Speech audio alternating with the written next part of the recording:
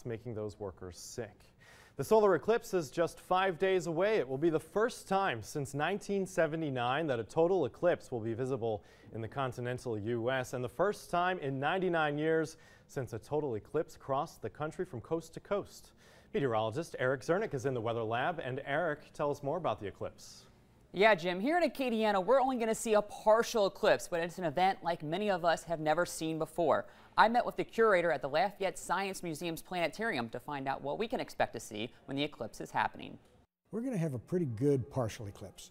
At about 1:25 p.m. at the maximum eclipse, about 73% of the sun will be blocked from sight from the moon. Here is a time-lapse video of a partial solar eclipse captured at the Weisbach Observatory in Germany. It's similar to what we'll see in Acadiana on Monday. And although we're not in the path of totality, it will still get fairly dark across Acadiana during the peak of the eclipse. What might be worthwhile is just to the right of the sun, at 1:25 or so, you might be able to see a little star point, and that would be Venus. If you're looking for a clear open space to check out the eclipse on Monday, Park San Souci downtown might be a great place to do that.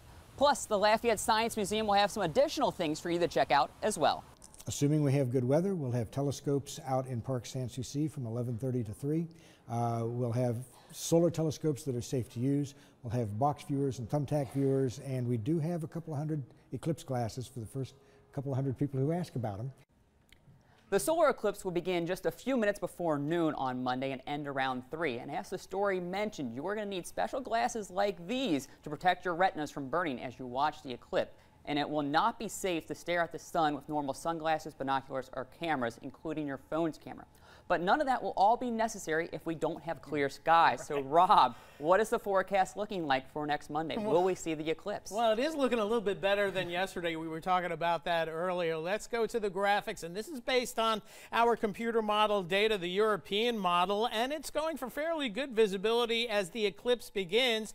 But you'll really notice the eclipse starting right around 1 o'clock in the afternoon till about 1:45. The peak part of the sun will be blocked at 1:24 p.m. That's when 73% of the sun will be blocked in Lafayette, and this goes for all of Acadiana. But clouds will be on the increase. But notice the model now starting us off with good visibility early on. Fair visibility at a maximum eclipse time, and then by the latter part of the afternoon, do expect some storms. And hopefully we'll keep that rain chance at about 30%, but that's been going